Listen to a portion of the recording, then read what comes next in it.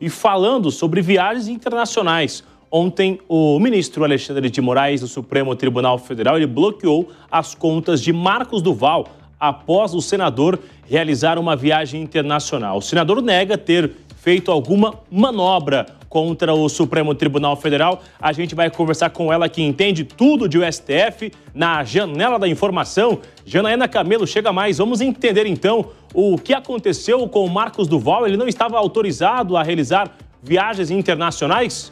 Ótima tarde. Estava autorizado, inclusive esse bloqueio foi até referendado pela primeira turma, né? A decisão do ministro Alexandre de Moraes, quando bloqueou ali o passaporte dele, foi referendado pela primeira turma. Isso foi em fevereiro, Bruno. Mas Marcos Duval diz o seguinte, que ele está com toda a documentação dele regular, o passaporte dele diplomático está regular, que tem validade até 2027, viajou com esse documento, que o visto dele também foi recentemente renovado. Então, a última notícia sobre esse caso foi esse bloqueio. O ministro Alexandre de Moraes determinou o bloqueio de todas as contas bancárias do senador Marcos Duval. Ele é alvo de uma investigação no Supremo, ali acusado de intimidar autoridades,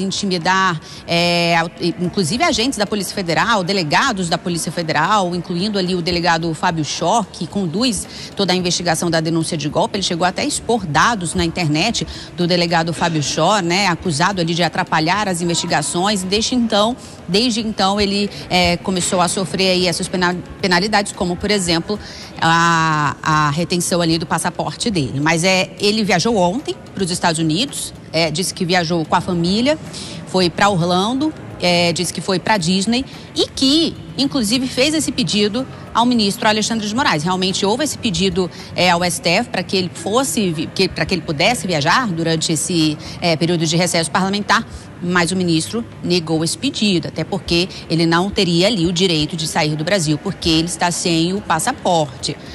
Bom, o senador Marcos Duval publicou uma nota em defesa dele, dizendo o seguinte, que ele não burlou as regras da justiça, disse também que, voltou a dizer que a documentação dele está toda regulamentar, e disse também que tem todo um compromisso com a justiça brasileira, falou que tem toda a boa intenção ali de não atrapalhar investigações, de não estar burlando ali qualquer determinação do Supremo Tribunal Federal, mas fato é que ele está com todas as contas dele, bancárias, todas ali bloqueadas. Viajou ontem para os Estados Unidos. Bruno.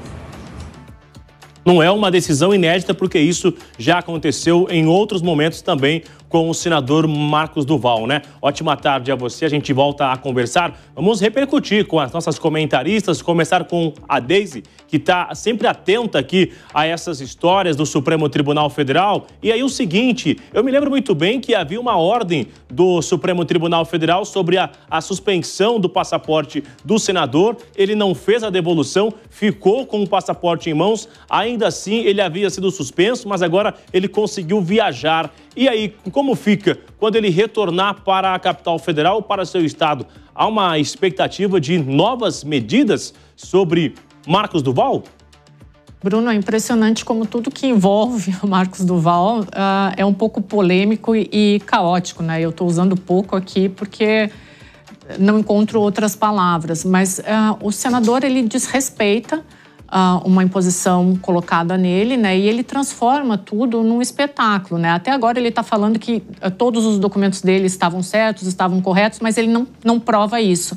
Então, toda a atitude do Marcos Duval, ela vai muito mais em cima de imagens, da construção da narrativa que ele quer ou que ele tenta forçar as pessoas a entenderem, do que de provas. Até agora, de todas as manifestações dele, eu não tenho visto nenhuma corroboração dos fatos, né? Eu vejo ele criando narrativas, criando imagens e forçando algo que até agora ele não conseguiu comprovar. Então, isso é extremamente problemático. Eu acredito que assim que ele retornar, ele vai ter problemas com isso, porque ele desafia constantemente a lei e ele nunca consegue provar o lado dele, né? Então, isso é extremamente complicado quando ele não entra em algumas contradições que são bem claras e caóticas.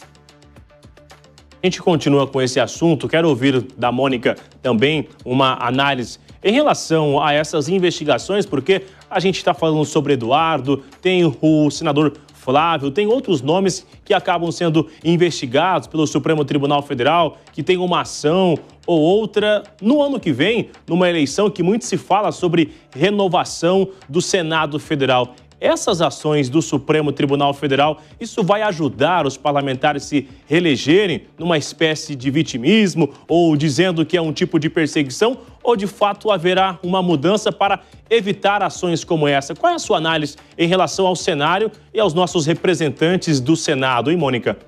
Você quer a minha opinião ou a minha esperança como advogada que defende a democracia e o Estado de Direito?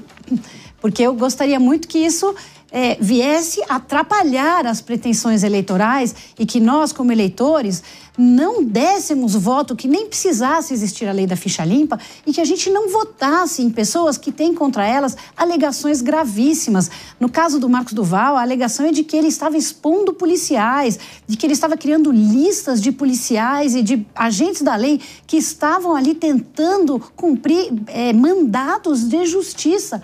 Mas não. Aí ele faz essa narrativa e aí no Brasil, que é o país da impunidade, ele acha que pode ir para a Disney e que pode depois dizer, não, mas eu falei que ia, mas a recusa veio. Mas ainda assim eu fui. Isso é um péssimo exemplo para o nosso povo, é um péssimo exemplo para o nosso eleitor. E a resposta que a gente deveria dar nas urnas é de afastar essas pessoas da arena política. Infelizmente, o que eu acho que vai acontecer é que esta narrativa, e a narrativa de que não há mais justiça e de que essas pessoas estão sendo perseguidas, vai sim fortalecer para que haja mais e mais pessoas nessa situação dentro do nosso parlamento.